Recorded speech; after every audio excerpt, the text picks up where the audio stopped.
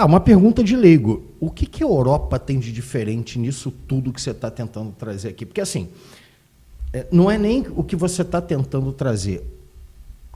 Eu acho que você é um cara que tem uma visão assim absurda na parte de gestão. A gestão da Europa e a gestão do Brasil, tudo bem, são diferentes, mas são tão diferentes assim, a ponto de existir um conflito quando você põe um modelo de gestão e outro, e você... Eu estou falando como administrador, que você se formou comigo, administrador industrial, e você pega modelos de gestão, às vezes há um conflito assim poderoso. Existe esse conflito de gestão muito grande. Vou trazer o que o Valdir Luiz falou, né? O Valdir Luiz falava, não sei se foi o Guardiola, acho que ele cita o Guardiola falando, mal do brasileiro é querer imitar o europeu, e o nosso mal foi querer imitar o brasileiro. E existe essa coisa. No modelo de gestão também é assim, Mário? É a tua visão? Então, mas aí eu vou te falar... Não sei se isso motivou o Global também. Sim, lógico. Mas é esse que é o grande ponto. Eu acho que a gente ainda está muito atrás na gestão dos clubes, mas por causa da nossa realidade. Você está falando de Europa? Em relação à Europa. Em relação à Europa. Estados Unidos também, enfim, gestão como empresa, como instituição. Mas o que acontece é por causa da nossa realidade. É claro que eu não vou pegar, a gente dar um exemplo de um clube que não tenha tanto recurso. Um clube da segunda divisão do Rio, com um clube da primeira divisão do Rio, poderio financeiro é muito diferente. Um clube grande, não só um da primeira divisão. Mas o modelo de clube é o mesmo.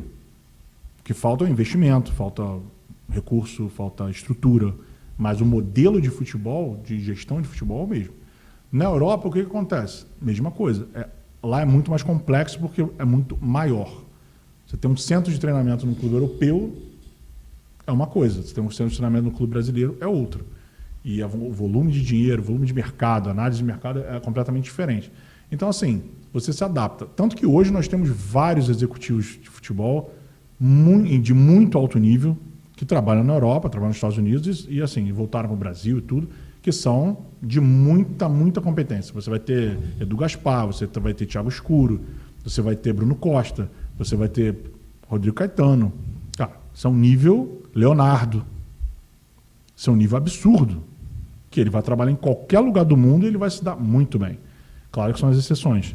Mas, assim, o nosso grande déficit em relação à Europa, hoje, que eu vejo, pegando o que o Guardiola falou, é isso. A gente está copiando o europeu, mas não é a parte da gestão. A gestão a gente tem que copiar, porque eles são realmente os melhores, a organização, isso tudo bem.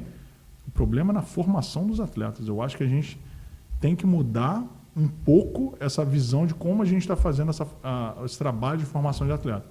Porque o brasileiro, a gente continua revelando muito jogador muito bom. Mas o que acontece no meio do caminho com esse jogador? Por que ele não está tendo tanto destaque como ele tinha antigamente? Por que os outros jogadores da Europa, de outros lugares do mundo, estão no mesmo nível? Né? Assim, aí, cara, isso tem várias teorias. É o que eu estou te falando. Eu não tenho a solução para isso. Eu só ouço o que cada um de cada área prega em relação a isso. Tem gente que acredita que o grande problema do futebol brasileiro é porque o atleta aqui ele não tem a formação 360, que todo mundo fala. Que é o quê? Tem que ter educação básica, ele tem que ter educação financeira, ele tem que ter apoio psicológico, ele tem que ter ajuda na família, tem que ter... Eu acho que nenhum profissional de nenhuma área tem isso, mas do futebol tem que menos ter. Ainda. Aí você pega, na Europa tem? Tem, claro que tem. Então qual é o problema? Cultural. O menino nasceu na Inglaterra, não é o mesmo menino que nasceu no Brasil.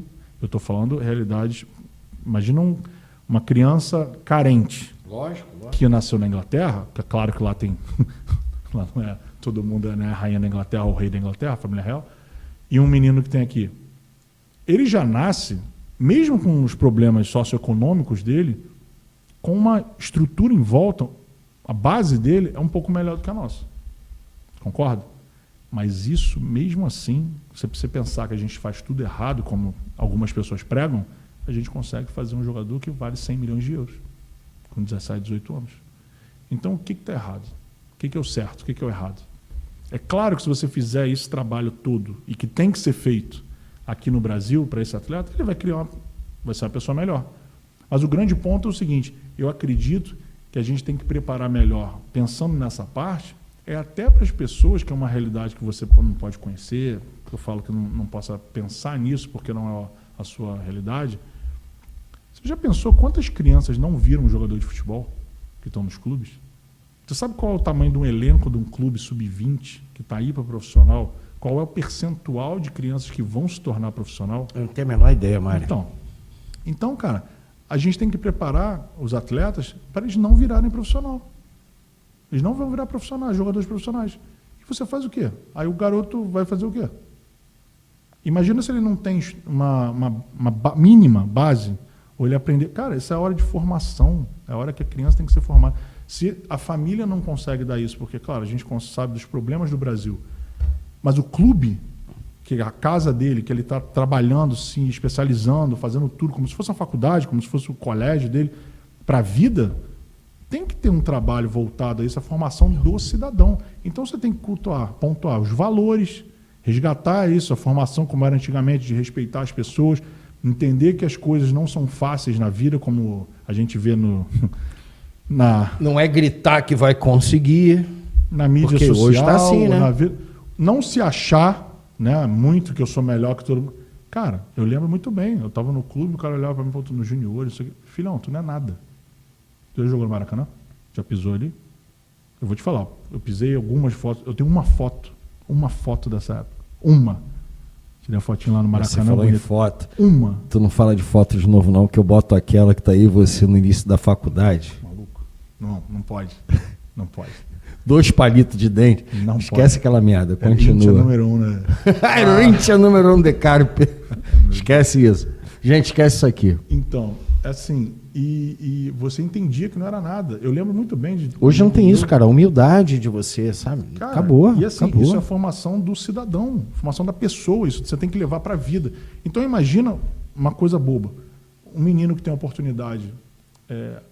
aos 15 anos hoje, que antigamente era aos 18 que a gente tinha, que eu lembro muito bem quem assinava contrato, quem tinha já um dinheirinho, ganhava um dinheirinho, tipo, você estava falando do Roger. Então, era o Roger, meus amigos, posso falar isso porque a gente jogou junto. Roger, Marco Brito,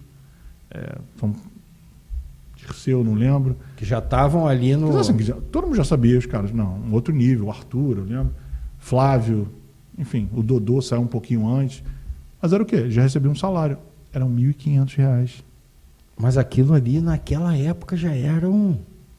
O Júnior, Coimbra, já tinha um carro, que é a família, não sei o quê. Fazia uma diferença muito grande. O Júnior Coimbra jogou no Fluminense. Jogou. Tem uma época lá. A gente não era amigo nessa época. Quando eu entrei, ele já estava quase saindo. A gente ficou um período muito lá, tanto que eu usou ele, que eu falo, a gente estava lá junto. Ele falou, não, você estava lá comigo. Eu já estava. Não era eu que estava com você. Tá certo. Mas assim, tinha isso e a gente, cara, você não é nada. Você para subir, olha a ambição. Eu queria subir e ser profissional do clube que eu estava jogando. Isso era o maior orgulho. E, você tá no profissional, você vê as pessoas, os ídolos do clube, né, jogando. Então era isso que era a sua ambição. E hoje você imagina, olha a situação. O menino já tem um contrato com 14 anos, 13 anos, ganhando muito dinheiro. Que o pai dele não ganhou a vida toda, na maioria das vezes, tá? Então você imagina uma criança dessa virar um chefe de família com 15 anos. Sem preparo nenhum. E aí? A culpa é de quem? Não tem culpa de quem.